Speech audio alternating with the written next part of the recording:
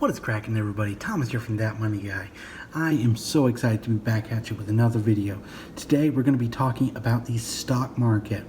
I know, it is such an incredibly complex thing to understand.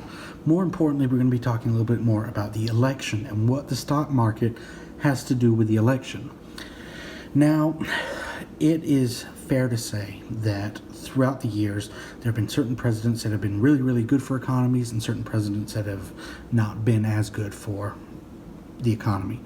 Now, not getting into specifics, we've seen good and bad come from both sides of the political spectrum. Again, I try not to show my political affiliations or leaning on here. So what I'm going to try and do for you is condense it about as good and non-biased as possible. I went on a bunch of news outlets. I check out CNN, Fox News, MSN, BC, all of the big ones.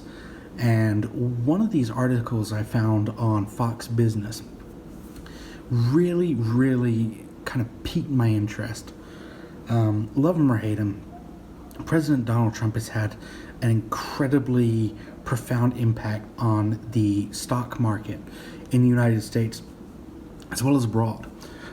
He has had an overall very positive effect on the world market, or more specifically the national market of the United States.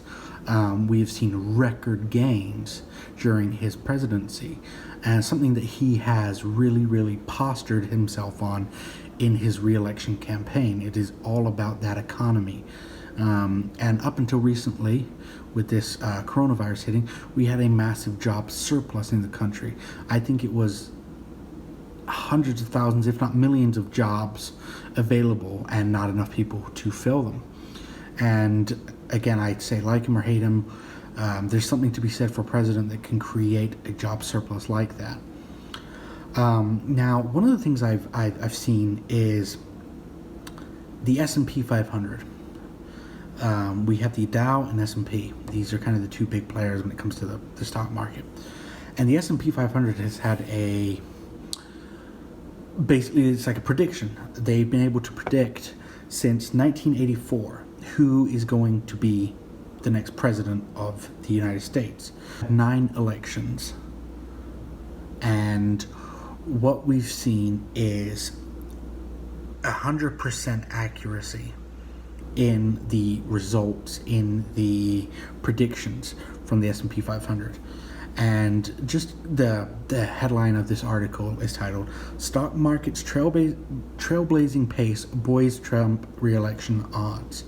Basically what that's saying is, we have seen, like I just said, some tremendous growth in the stock market. And even despite COVID hitting, we're still climbing upwards in a very positive trend, which is something that I think we can all be very grateful for. Just as a quick side note, very little in the way of retirement accounts have been hit and have suffered as a result of COVID-19. Most, if not all of gains lost are now back on track, which I think is a very good thing. Excuse me. And basically, like I said, 9 elections, 100% accuracy, and it looks like, at the moment, President Trump is set to win the election to the White House again. According to the S&P 500, it has grown, the S&P 500 has grown 60% since basically it flatlined on March 23rd. It's come back 60%. It's got an average daily gain of around 0.5% through election day. And one of the things I think that we need to understand is that with COVID, we've been hit with news left, right, and center. We're not given a clear path out of here. It's not like we have a set of blueprints to follow. What we're given, or what we're shown, or what we're told can change just like that. It is very easy for the breeze to change, for the wind to change, whatever you want to call it. But overall, like I said, we've had some really good, strong gains. Unemployment's starting to come back down, and it ebbs and flows, but overall we're starting to trend back down again. basically, we've had this growth, I guess, this comeback. It has been fueled by consumer optimism. Basically, the American people are saying, we believe in this economy. We believe that America will make it. We believe that we can do it and bring ourselves back from the brink. I think it's very, very good, and it shows how confident the Americans are that our economy is going to bounce back, as it were.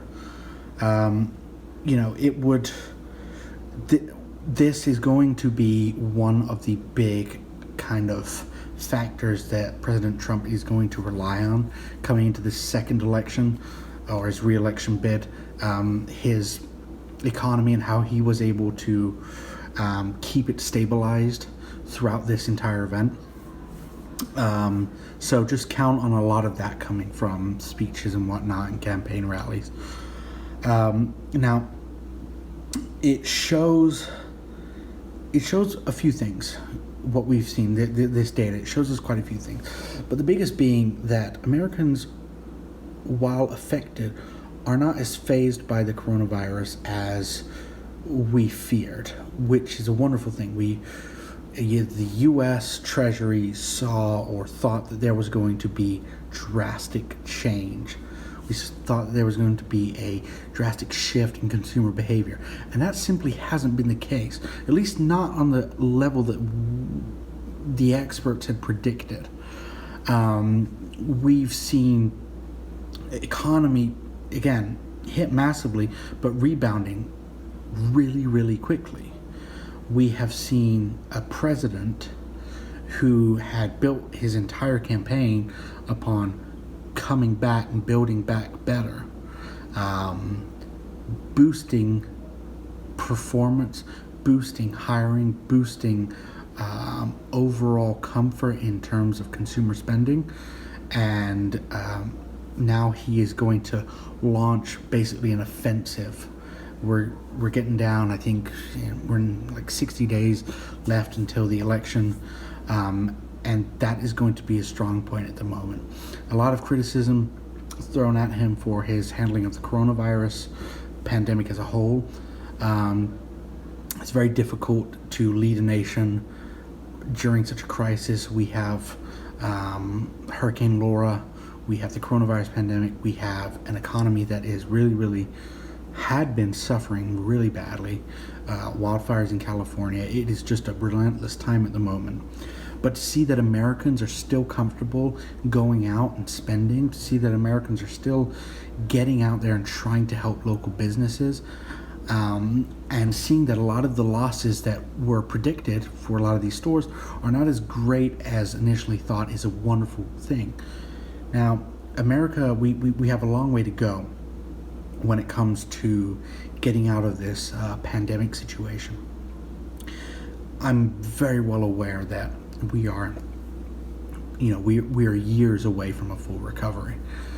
But if we can maintain the same level of confidence, if we can continue adapting our workspaces to accommodate the needs of the folks that have special requests and requirements in regards to safety, if we can see those kinds of changes in facilitating rules to try and help the masses, I think we're going to see consumer spending pretty much level and rise up to what it was before.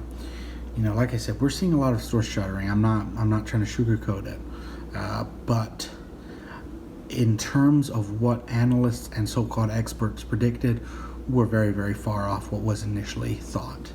You know what, if this is something that helped you guys out a little bit, I just kind of wanted to go over what was going on. So if this helped you out, great. Please like, comment, share, and subscribe. I'd really greatly appreciate that. Thank you guys so much for watching. Take care, goodbye, and I'll be at you with another video soon.